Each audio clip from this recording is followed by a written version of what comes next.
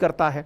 तो ऐसी स्थिति में एवरेस्ट पहुंचने वाला जो मार्ग है वो कितना गंदा हो गया है उसकी तस्वीरें मैं आपको आज के सेशन में दिखाऊंगा। लेकिन इससे पहले थोड़ा माउंट एवरेस्ट की ज्योग्राफी समझ लेते हैं। साथियों, कहते हैं माउंट एवरेस्ट को सबसे पहले तो एक अंग्रेज थे जिन्होंने उनके नाम पर ही इसको कहा जाता है, उन्होंने पीक 15 कहा था। लेकिन ज्योग्राफी कहती है कि माउंट एवरेस्ट का निर्माण दो प्लेटों के टकराने से हुआ है। इनमें एक प्लेट का नाम इंडियन ऑस्ट्रेलियन प्लेट था और दूसरे का नाम यूरेशियन प्लेट था। जब दो प्लेट कोलाइड की तो उससे माउंट एवरेस्ट का निर्माण हुआ, या कहिए हिमालय का निर्माण हुआ, और इस हिमालय की सबसे ऊंची चोटी माउंट एवरेस्ट बन करके आई थी। इसकी हाइट को लेकर अलग अलग दावे रहे हैं। नेपाल कहता है कि यह 8,848 मीटर ऊंचा है। हाल ही में चीन ने दुनिया को चौंकाया कि यह 8,844 मीटर ऊंचा है।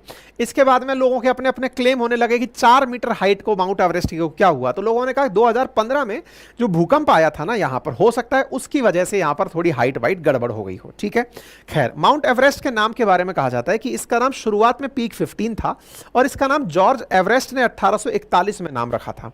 इसको अपने अपने देशों में अलग अलग नाम से जाना जाता है। जैसे नेपाल के लोग इसे सागर माथा के नाम से जानते हैं, वहीं दूसरी ओर तिब्बत जो कि दूसरी तरफ स्थित है, उत्तर की तरफ, वो इसे चोमोलुंगमा के नाम से जानते हैं। चोमोलुंगमा का अर्थ होता है पहाड़ों की देवी।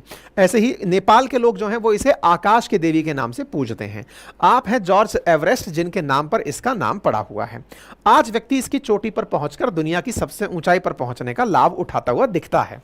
लेकिन सोचकर देखने की बात यह है कि कोई व्यक्ति अगर यहां पहुंचता है तो उसका पहुंचना कितना मुश्किल होता होगा, कितना खर्चा आता होगा। साथियों, आंकड़े बताते हैं कि प्रति व्यक्ति को यहां पर चढ़ाई करने में 80 लाख रुपए तक खर्चा करना पड़ता है। लगभग 6,664 लोग जनवरी 2024 तक एवरेस्ट की चढ़ाई कर चुके हैं, जिनमें से 5,899 तो क्लाइंट थे और 6,000 यहां पर शेरपा थे। अब आप इंटरेस्टिंग बात ऐसे देखिए कि यहां पर शेरपा साथ जाता है ले जाने के लिए, यानी एक वो व्यक्ति होता है जो इनकी लकड़ी को साथ साथ रखता है, इनके लिए सारी सुविधा उपलब्ध कराता है और साथ साथ इनके चढ़ता है। तो इसका मतलब तो यह हुआ कि शेरपा जो है वो यहां पर चढ़ने में बहुत माहिर होते होंगे। बिल्कुल हैं। साथियों, एक कामी रीता शेरपा हैं जिन्होंने 30 बार माउंट एवरेस्ट की अब तक चढ़ाई कर ली है। इसके अलावा शेरपा और भी हैं, पूर्वा ताशी, जिन्होंने 21 बार यहां पर चढ़ाई की हुई है। कोरोना काल में थोड़े लोगों की जाने की संख्या घटी थी, लेकिन फिलहाल यहां पर लगभग हजारों की संख्या में लोग जाते हैं, लेकिन चढ़ाई कंप्लीट 600 के आसपास लोग ही कर पाते हैं, क्योंकि इसमें पूरी प्रिपरेशन लगती है। बेस कैंप पर कई दिन तक रखा जाता है, आपको उस क्लाइमेट के साथ एक्लेमेटाइज कराया जाता है कि हां भाई, आप इस क्लाइमेट में हैं, इतनी ठंड आप झेल पाएंगे या नहीं झेल पाएंगे, क्योंकि आप ऊपर जैसे जैसे उठेंगे तो प्रेशर चेंज होगा, तो क्या आप उस प्रेशर को झेल पाएंगे या नहीं झेल पाएंगे, प्रेशर वेरिएशन को आप मैनेज कर पाएंगे या नहीं कर पाएंगे। ऊपर जाएंगे तो सन बर्निंग होगी और ठंड आपको अलग लग रही होगी, उसको मैनेज कर पाएंगे या नहीं कर पाएंगे। आइस के ऊपर सूरज की रोशनी जब डलती है तो उससे बहुत तेज रेडिएशंस निकलती हैं, क्या उसकी वजह से आप अपनी आंख को बचा पाएंगे। तो तमाम प्रकार की ट्रेनिंग यहां पर दी जाती है और उस ट्रेनिंग के लिए यहां पर लोग काफी ज्यादा पैसा खर्च करते हैं। अब जो लोग जाते हैं, निश्चित ही उनको जीवन यापन करना है। 80 लाख रुपया जो केवल माउंट एवरेस्ट पर चढ़ने के खर्च कर रहा है, तो साहब वो अपने जीवन को बचाने के लिए भी खर्चा करेगा। खर्चे के नाम पर वो खूब सारा यहां पर भोजन पदार्थ, टेंट हाउसेस, ये सब चीजें लेकर जाता है। हालात ये निकलता है कि यहां पर गार्बेज के ढेर लग गए हैं। गार्बेज के ढेर मैं आपको यहां पर कुछ इस तरह से दिखाऊं, कुछ तस्वीरें देखें, आप इससे अंदाजा लगाएं। ये बर्फ है एकदम, और इस बर्फ के अंदर इस प्रकार से प्लास्टिक जो है ना, जो कभी खत्म नहीं हो सकता, जो गल नहीं सकता, उसके ढेर यहां पर लगे हुए दिख रहे हैं। प्लास्टिक के टेंट्स यहां पर लगे हुए लोग छोड़ जाते हैं। क्यों? क्योंकि आप जब चढ़ाई पर चढ़ रहे हैं, अपन वैष्णो देवी की चढ़ाई पर जाते हैं तो ही सोचते हैं कि मैं पानी की बोतल भी लेकर कैसे चढ़ूंगा। यहां पर तो लोग अपने जीवन का सारा साधन लेकर चल रहे हैं कि ऑक्सीजन भी लेकर चलनी है, साथ में टेंट भी लेकर चलना है, अगर कई दिन का सफर है तो रास्ते का भोजन भी लेकर चलना है, मेडिसिन भी लेकर चलनी है, ठंड ना लगे इसकी व्यवस्था भी करके चलनी है, खुद का सामान भारी है। तो ऐसी स्थिति में लोग जितनी चीजों की जरूरत खत्म होती जाती है, उन्हें यहां पर इस तरह से छोड़कर निकल लेते हैं। इसके हालात आप देखें तो अंदाजा लगाएं। और ये सुर्खियों में क्यों आया ना, इसके पीछे की कहानी बताता हूं। असल में एक व्यक्ति है जो कि यहां पर, इनका नाम है आंग बाबू शेरपा। शेरपा मतलब यहां पर एवरेस्ट पर ले जाने वाले लोग जो हैं, उनमें से आंग बाबू शेरपा ने एक मिशन शुरू किया है और वो फ्रोजन गार्बेज जो इस ठंड के अंदर जम चुका है इस तरह से, उसको खोद खोद कर निकाल रहे हैं। इसको खोद खोद कर निकालने में मतलब उनकी मदद नेपाल की सरकार भी कर रही है। और जब वो इन्होंने इस तरह की चीजें खोदी तो यहां पर उन्हें कुछ इंसानों के कंकाल तक मिले। आप जानकर आश्चर्य करेंगे कि लोग वहां पर मर गए और वहीं पर डले रह गए। तो ऐसी स्थिति में इन्हें खुदाई में कुछ ऐसी चीजें भी यहां से प्राप्त हुई हैं। तो आप यहां पर तस्वीरें देखें और इन तस्वीरों में आप देखकर अंदाजा लगाएं कि किस तरह से गैस के सिलेंडर्स आपको यहां दिख रहे हैं, कैंस आपको दिखाई दे रही हैं, यहां पर किस तरह का कचरा है।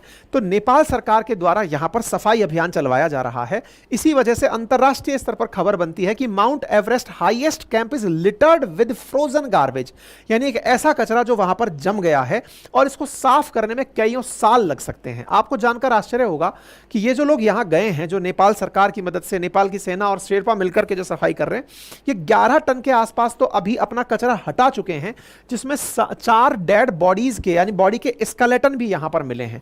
लगभग 40 से 50 टन कचरा यहां और है। 1 टन 1000 किलो होता है, 11 टन हटा चुके हैं। 11,000 किलोग्राम कचरा यहां से हटाया जा चुका है।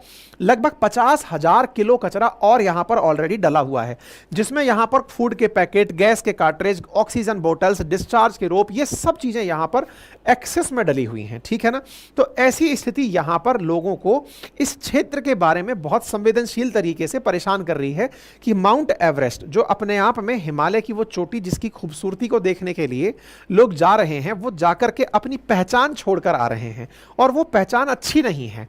हिमालय का संरक्षण हो, संरक्षण देखिए, एक चीज अच्छे से समझिएगा, हिमालय भारत, नेपाल और चाइना, तिब्बत, इन सब के जीवन के लिए, पाकिस्तान, इन सब के जीवन की महत्वपूर्ण भूमिका निभाता है। किस तरह से निभाता है उसको ज्योग्राफी में आप खूब पढ़ चुके होंगे, लेकिन अगर आसान भाषा में मैं केवल यह कह दूं कि जो बर्फ आपको दिख रही है ना, समझ लो वह वही बर्फ है जिससे आप और हम फिलहाल जिंदा हैं, क्योंकि वह बर्फ जब पिघलती है उससे हमारी नदियों में साल भर पानी रहता है और उस पानी को पीकर ना जाने कितनी ज्यादा ह्यूमन सिविलाइजेशन डेवलप हुई हैं और कितने शहर बसे हुए चल रहे हैं। ऐसी स्थिति में ये जो कचरा है, मानव की जो गलतियां हैं, जो एंथ्रोपोजेनिक रीजंस हैं, वो इन पहाड़ों को नुकसान पहुंचाते हैं और इनके नुकसान से होने वाले जो भविष्य के संकट हैं उससे आप अंदाजा भी नहीं लगा सकते कि कितना ज्यादा नुकसान आने वाले समय में हिमालय को पहुंच सकता है। ठीक है। तो फिलहाल के लिए ये खतरे की बात है, जिसकी वजह से पानी जो कि ग्लेशियर्स के पिघलने से आ रहा है वो कंटेमिनेटेड हो सकता है, साथ ही साथ इकोसिस्टम को बहुत चैलेंज मिल सकता है और जो डेड बॉडीज यहां पड़ी हुई हैं वो किसी अज्ञात प्रकार की बीमारी को भी शुरू कर सकती हैं। बाकी आप इस विषय पर क्या सोचते हैं, अपनी राय कमेंट बॉक्स में जरूर रखें। हमारा कोर्स लेने के लिए अपनी पाठशाला एप्लीकेशन पर हमारा कोर्स